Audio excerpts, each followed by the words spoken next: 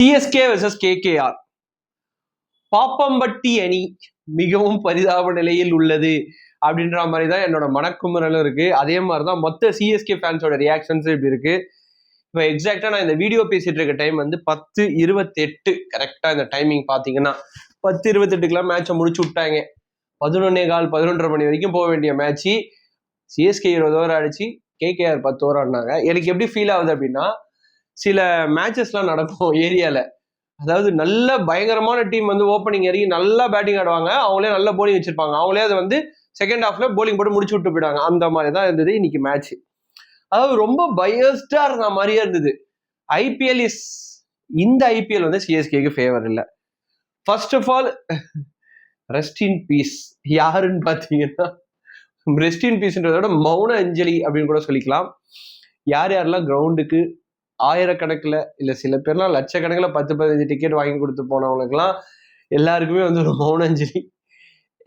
ஏன்னா அவ்வளோ ஃப்ரஸ்ட்ரேஷன் இருக்குங்க அவங்களுக்குலாம், டிப்ரெஷன் எல்லாமே இருக்கும். ஏன்னா அவங்களுக்கு தேவை ஒரு என்டர்டெயின்மெண்ட். அந்த என்டர்டெயின்மெண்ட்டை வந்து சிஎஸ்கே வந்து கொடுப்பாங்க. அதுவும் தோனி வந்து கேப்டன்சியை திருப்பி எடுத்துட்டாரு, ருத்ராஜ் இல்லை அப்படின்னும் போது அந்த ஒரு எக்ஸ்பெக்டேஷன் இருந்ததுல, அந்த எக்ஸ்பெக்டேஷன் எல்லாத்தையுமே வந்து சிஎஸ்கே சுக்குலா உடைச்சிட்டாங்க. சிஎஸ்கே இது வந்து சிஎஸ்கே மேல இருக்க மரியாதை எப்பவுமே இருக்குங்க. ஆனா இந்த வாட்டி 2025ல அவங்க பண்றது அவங்களோட ஃபேன் பேஸையே பாதிக்கிற அளவு தான் இருக்கு. இது அவங்களுக்கே தெரியும். ஸோ மூவிங் ஆன், நம்ம உள்ள போய் பார்க்கலாம் என்ன நடந்தது மேட்ச்ல. ஒன்ஸ் கெய்க்வாட் வெளில போன உடனே ஒரு நல்ல பேட்ஸ்மேனுக்கு நிறைய ஆப்ஷன்லாம் இருந்தது. வார்னர், பிருத்வி ஷா, இந்த மாதிரி நிறைய ஆப்ஷன்ஸ்லாம் இருந்தது. பட் நாங்கள் அதுக்கெல்லாம் போல, திருப்பி ராகுல் திரிபாத்தியே எடுத்துட்டு வரலாம் அப்படின்னு. ஒரு விஷயம் நான் தெளிவா சென்னை சூப்பர் கிங்ஸ் மேனேஜ்மெண்ட் கிட்டே கூட சொல்லிக்கிறேன். நீங்க நிறைய சீனியர் பிளேயர்ஸ், யங் பிளேயர்ஸ் எல்லாம் பேக் பண்றீங்க, ஓகேங்களா? அவங்க ஆடும்போது இல்ல அவங்க அதுக்கு முன்னாடி இந்த ஸ்டாட்ஸை வச்சு பேக் பண்ணீங்க. ஃபார் எக்ஸாம்பிள் ரஹானே, அவர் நல்லா ஆடினவர், அதனால பேக் பண்ணீங்க. ஸோ நம்ம டீம்ல வந்து இன்னும் நல்லா பெர்ஃபார்ம் பண்ணாரு, அவரோட இன்டென்ட் எல்லாம் காமிச்சாரு. பட் திரிபாத்தி, ராகுல் திரிபாத்தியை வந்து நீங்க ஒரு 5 இயர்ஸா அவரோட ஸ்டாட்ஸ் எடுத்து பாத்தீங்கன்னா ஒண்ணுமே இல்லை. அவர் எடுத்துட்டு வந்து நான் பேக் பண்றேன்றாரு. அவர் எப்படி இருக்காருன்னா, சீரியஸா சொல்ல போனா லோக்கல்ல ஏதாவது ஒரு ஸ்டிச் பால் மேட்ச் நடக்குது, அதாவது நான் சொல்றது டோர்னமெண்ட் இல்ல, சாதாவா வந்து லீக் மேட்ச் நடந்தா கூட அவரை வந்து சூஸ் பண்ண மாட்டாங்க. இதுதான் உண்மை. டு பி ஃப்ராங்க், ஒருத்தர் வந்து நம்ம இந்த மாதிரி சொல்லக்கூடாது, பட் அதுதான் உண்மை. அப்படி கூட சூஸ் பண்ண மாட்டாங்க. அவர் எப்படி வந்து சிஎஸ்கேக்குள்ள வந்தாரு, இல்ல இதுக்கு முன்னாடி ஐபிஎல் எல்லாம் எப்படி வந்தாருன்றதெல்லாம் நம்மளுக்கு தெரியல. பட் ஆனால் டு பி ஃப்ராங்க், ஒரு டோர்னமெண்ட் லெவல்ல கூட லோக்கல்ல இருக்க ஆளுங்க வந்து, லோக்கல் பசங்க வந்து அந்த ராகுல் திரிபாத்தி மாதிரி ஒரு பிளேயரை எடுக்கவே மாட்டாங்க. ஸோ அவரை எடுத்து பேக் பண்றீங்க, கிளியரா தெரியுதுங்க இன்டென்ட்டே இல்லை அவருக்கு. ஒரு 18 பால் 20 பால் ஆடுறாரு, அப்போ கூட பவர் பிளே யூட்டிலைஸ் பண்ண மாட்டாரு, பவர் பிளேக்கு அப்புறமே யூட்டிலைஸ் பண்ண மாட்டாரு. அப்ப எப்பதான் பாலை வந்து ஃபேஸ் பண்ணி ஷார்ட்ஸுக்கு பிளே பண்ணுவீங்க? எப்போ பவர் பிளே யூட்டிலைசேஷன் அப்படின்றதே மறந்துட்டோம் நம்ம. அப்படி இருக்கும்போது அதுக்கப்புறமாச்சும் அதை உங்களுக்கு அந்த ஒரு ஃப்ளோ வரும்ல, ஒரு பேட்டை வீச ஆரம்பிச்சா. ஏன்னா நானும் கிரிக்கெட் ஆடுறவன் தான், எனக்கும் தெரியும். ஒரு 4-5 பால் நம்மளுக்கு பட்ட ஒரு கான்ஃபிடன்ஸ் வரும்ல, அந்த கான்ஃபிடன்ஸும் கெயின் பண்ண மாட்டீங்க.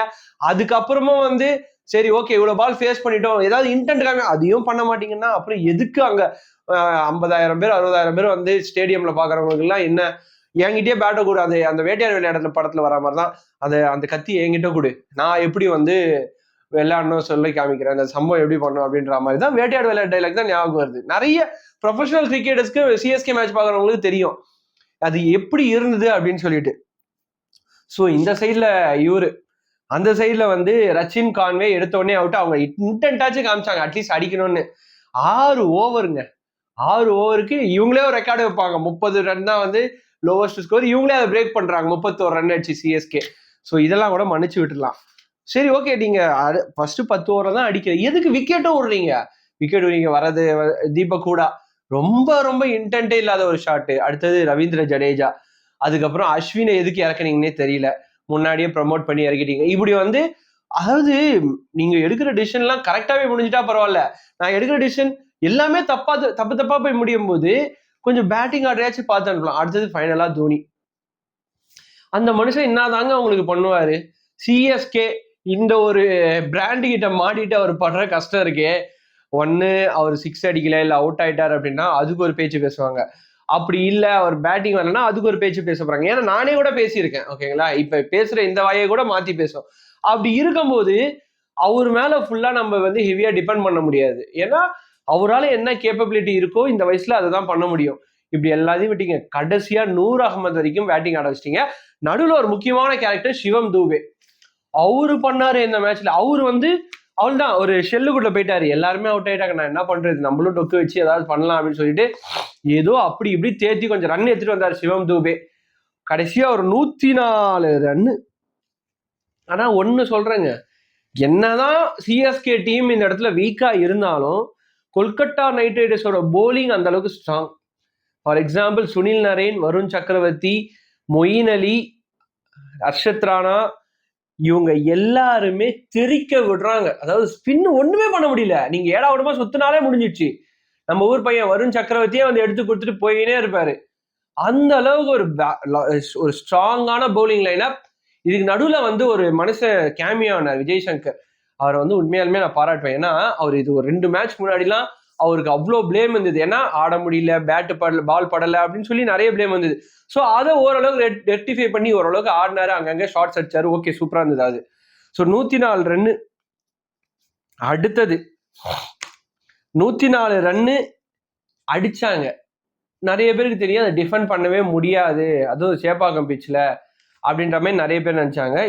ஒரு சில பேர் என்ன தெரியுமா, Chepauk is for slow pitches, slow balls, நல்லா ஃபேவரா இருக்கும், ஸ்பின்னு நல்லா எடுக்கும் அப்படின்னு நினைச்சாங்க. பட் கேகேஆர் வந்து எப்படி சிஎஸ்கே ஒரு பேட்டிங் ஆனாங்களோ அதுக்கு ஆப்போசிட்டா ஒரு பேட்டிங் ஆனாங்க கான்ட்ராஸ்டா. எப்படின்னா குவிண்டன் டி காக்கும் சுனில் நரேனும் ஏதோ வேற ஒரு பிச்சில் ஆடுற மாதிரி ஒரு ஃபீல் எனக்கு. 6 அடிக்கிறாங்க, திருப்பி அடிக்கிறாங்க, அப்படி குமுற விடுறாங்க. அதாவது நம்மளை வந்து கதற விடுவாங்கன்னு சொல்லுவாங்கல்ல, அதாவது நம்ம ஆல்ரெடி 104 வந்து ஆல் அவுட் ஆயிட்டு ரொம்ப கஷ்டப்பட்டு இருக்கோம், இன்னும் நம்ம எரியிற நெருப்புல எண்ணெயை ஊத்துவாங்கல்ல, அந்த மாதிரி வந்து குவிண்டன் டி காக் அடிக்கிற அடி, சுனில் நரேன் அடிக்கிற அடி. இதுக்கு நடுவுல ஒரே ஒருத்தர் நம்ம டீம்ல வந்து ஒரு கலீல் அஹ்மத், எனக்கு தெரிஞ்சு ஃபர்ஸ்ட் 2 ஓவர் தான் கொஞ்சம் இன்டென்ட்டா ரொம்ப எஃபோர்ட் எடுத்து போட்டது நல்லாவே தெரிஞ்சது டிவியில கூட. ஸோ அது சூப்பரா இருந்தது. அதுக்கு அடுத்தது வந்து ஒரு பாசிட்டிவ் சைன் ஃபார் சிஎஸ்கே என்னன்னா, இந்த மேட்ச்ல கேட்ச் விட்டாங்க, பட் அதை தவிர்த்து ஃபீல்டிங் நல்லா இருந்தது. ஸோ இது எல்லாமே தான் positive sign. So negative sign அப்படின்னு பார்த்தோம் அப்படின்னா, சிஎஸ்கே கிட்ட 59 பால் ஒரு பவுண்டரி கூட வரல. கிட்டத்தட்ட 10 ஓவரா பவுண்டரியே வராம ஒரு மேட்ச் ஆடி இருக்காங்க அப்படின்னா எனக்கு ரொம்ப கஷ்டமா இருக்கு இதெல்லாம் சொல்லும் போது. ஏன் அப்படின்னு பார்த்தோம்னா, சிஎஸ்கேன்றது ஒரு பிராண்ட், 10,584 கோடி ரூபாய் உள்ள ஒரு பிராண்டு. அந்த பிராண்ட்ல ஒரு 10 ஓவரு ஒரு 4 அடிக்க முடியல அப்படின்னும் போது, ஸோ நம்ம அந்த பிராண்டை எப்படி சஸ்டெயின் பண்ண போறோம் அப்படின்ற மாதிரி தான் கேள்வி. அதுக்கப்புறம் பார்த்தீங்கன்னா நான் மேட்ச்ல இல்லை. இதை தவிர்த்து வந்து இன்னொரு முக்கியமான விஷயம் என்ன அப்படின்னா, நான் இவ்வளோ வந்து கோவப்பட்டு என் மனக்குமுறல் எல்லாத்தையும் பேசுறேன். சில பேர் வந்து ஒரு விஷயம்லாம், நான் நிறைய மீம்ஸு சில வீடியோஸ்லாம் பார்க்குறேன், இந்த மாதிரி ஹார்ட் டைம்ஸ்ல சிஎஸ்கேக்கு நம்ம சப்போர்ட் பண்ணணும். அவன் வந்து CSK is not for Chennai super Kings, comeback super Kings அப்படின்ற மாதிரி சொல்றாங்க. உண்மையாலுமே கம்பேக் கொடுப்பாங்க, கண்டிப்பா கம்பேக் கொடுப்பாங்க, அதெல்லாம் இல்லைன்னுலாம் சொல்லலை. நீங்க ஒரு சில வருஷத்துக்கு முன்னாடி இருந்த மைண்டோட மக்களோட மென்டாலிட்டிலாம் வேற. கோவிடுக்கு முன்னாடிலாம் மக்களுக்கு நிறைய அந்த இந்த பால் இந்த ஒரு 120 ரன் அடிச்சா கூட டிஃபெண்ட் பண்ண சூப்பரா இருக்குல்ல அப்படின்ற ஒரு டிஃபெண்ட் பண்ற ஒரு மைண்ட்லாம் இருந்தது வேற. இப்ப தேவை இன்டென்ட். மக்களுக்கு தேவை நீ 200 அடிக்கிறியா, நானும் 200 அடிப்பேன், சேஸ் பண்ணுவேன். அந்த இன்டென்ட்டோட நாங்க விளையாடினா மட்டும்தான் சஸ்டெயின் பண்ண முடியும். ஸோ சிஎஸ்கே இந்த மாதிரி வந்து மீம் போறவங்களுக்கு எல்லாருக்கும் இது ஒண்ணு. அதை தவிர்த்து யாருமே சும்மா ஆடலைங்க, எல்லாருக்குமே கோடிக்கணக்கில் லட்சக்கணக்கில் பைசா பே பண்றாங்க பிராண்ட்ஸ். அப்படி இருக்கும்போது மக்களும் சும்மா வரல, டிக்கெட்டுக்கு காசு கொடுக்குறாங்க, அதே நேரத்தில் டிவிக்கு வந்து கரண்ட் பில்லு கட்டுறாங்க. இப்போ ஜியோ ஹாட் ஸ்டார் இருக்குன்னா அதுக்கு காசு கொடுப்பாங்க. ஸோ எல்லா எனர்ஜியெல்லாம் வேஸ்ட் பண்ணி தான் பார்க்குறாங்க, ஒரு என்டர்டைன்மெண்ட் வேணும் அந்த டைம்ல அப்படின்னும் போது. ஸோ நம்ம வந்து சிஎஸ்கே மேட்ச் பார்க்கறதுக்கு நிறைய அடுத்த டீம்ல இப்போ நீங்க எல்எஸ்ஜிலாம் எடுத்தீங்கன்னா நிக்கோலஸ் பூரன் ஸ்டார்டிங்ல இருந்தே அடிக்கிறார்ல. ஸோ அந்த மாதிரி மேட்சஸ் நான் பார்த்துட்டு போயிடுவேனே அப்படின்ற மனநிலைமை மாறுச்சுன்னா நீங்க என்ன பண்ணுவீங்க?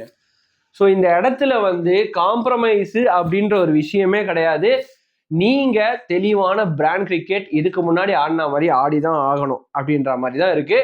ஸோ இதெல்லாம் தவிர்த்து இந்த பர்டிகுலர் மேட்ச்ல நடந்த ரெக்கார்ட்ஸை பத்தி சொல்றேன் பாருங்க. பர்டிகுலர் மேட்ச் இல்லை, இந்த ஒரு 4-5 மேட்சா சென்னையில் ஆடினது.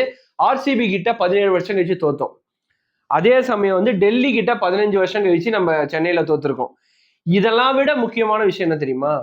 இது வரைக்கும் சிஎஸ்கே ஐபிஎல் ஸ்டார்ட் ஆனது 4 மேட்ச் இன்னரோ சென்னையில தோத்தது கிடையாது. ஃபர்ஸ்ட் டைம் அதுவும் தோத்துருக்கோம். ஸோ இது எல்லாமே ஒரு அலார்மிங் சைன்ஸ்.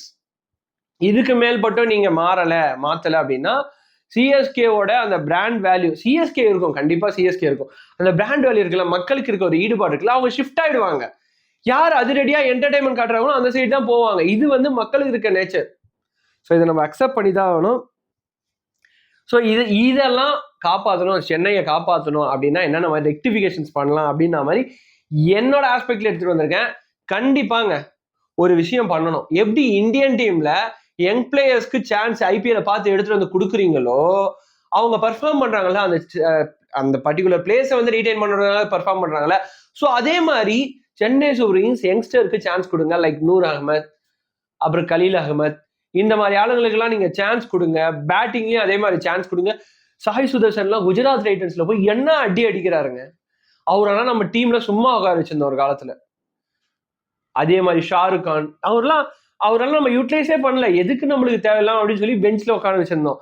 ஸோ அவங்கள மாதிரி பிளேயர்ஸ்க்கு சான்ஸ் கொடுத்தீங்கன்னா அவங்களோட டேலண்ட்டை ப்ரூவ் பண்றதுக்காகவாச்சும் நல்லா பர்ஃபார்ம் பண்ணுவாங்க ஃபர்ஸ்ட். அதை தவிர்த்து சிஎஸ்கே ஒரு விஷயம் பண்ணியே ஆகணும். இந்த 5 மேட்சா பண்ணாத ஒரு விஷயம், power play utilisation. Local area கேம்ஸ்ல கூட பவர் பிளே யூட்டிலைசேஷன் இப்பெல்லாம் பண்றோங்க. நாங்க ஃபர்ஸ்ட் இருக்கிற 6 ஓவரை நாங்க யூட்டிலைஸ் பண்ணுவோம். ஃபீல்டர்ஸ் முன்னாடி இருக்காங்கன்னா நாங்க கவர்ஸ்ல டிரைவ் ஆடுவோம், ஃபைனல் லெக்ல ஷார்ட்ஸ் ஆடுவோம், தூக்கி அடிக்க பார்ப்போம், இன்சைடு 30 மீட்டர் சர்க்கிள்ல இருந்து தூக்கி அடிக்க ட்ரை பண்ணுவோம். அந்த இன்டென்ட்டே இல்லையே. ஏன்னா இறங்கின ஒரு ராகுல் திரிபாத்தியத்தை எப்படி இன்டென்ட் இருக்கும் அப்படின்ற மாதிரி தான் எனக்கு ஒரு கேள்வி. இதை தவிர்த்து பவுண்டரிஸே நம்ம ஸ்கோர் பண்றது இல்லை. பவுண்டரிஸே இல்லை.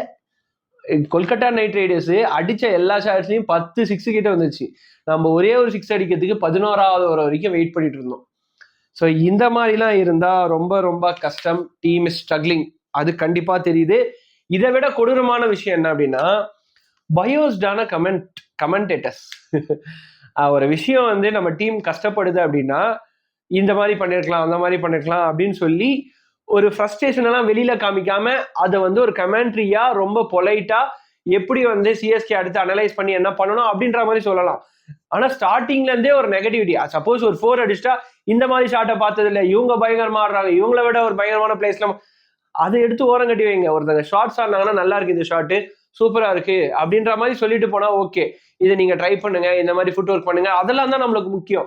அதை விட்டுட்டு ஸ்டார்டிங்ல இருந்தே நெகட்டிவா நீங்க இதை சரியில்லை, அதை சரியில்லை, நீங்க சென்னையோட இது போச்சு, சென்னை இது, அது என்ன ஆகும்னா கமெண்டேட்டர் அப்படின்றது ஆல்ரெடி 17 கோடி பேர் அந்த லைவா பார்த்துட்டு இருக்காங்க. அவங்க எல்லாருக்குமே ரீச் ஆகும். அவங்களோட மைண்ட் செட்டும் அப்படிதான் இருக்கும். ஸோ இது எல்லாமே எனக்கு ரொம்ப ரொம்ப பர்சனலா இன்னைக்கு இம்பாக்ட் ஆன விஷயம். ஸோ சிஎஸ்கே அப்படின்றது கம்பேக் பண்ணி தான் ஆகணும். பண்ணுங்க. நான் இந்த இடத்துல பயஸ்டா என்னோட மனக்குமுறலை சொன்னேனே தவிர சிஎஸ்கேக்கு ஆப்போசிட்டா நான் எதுவுமே பேசல. ஏன்னா அவங்க என்னைக்கா இருந்தாலும் கம்பேக் கொடுப்பாங்க. ஸோ அது வரைக்கும் நம்ம காத்திருந்து தான் ஆகணும். இந்த 2025 இஸ் நாட் ஃபார் அஸ் அப்படின்றது கிளியரா தெரிஞ்சிச்சு.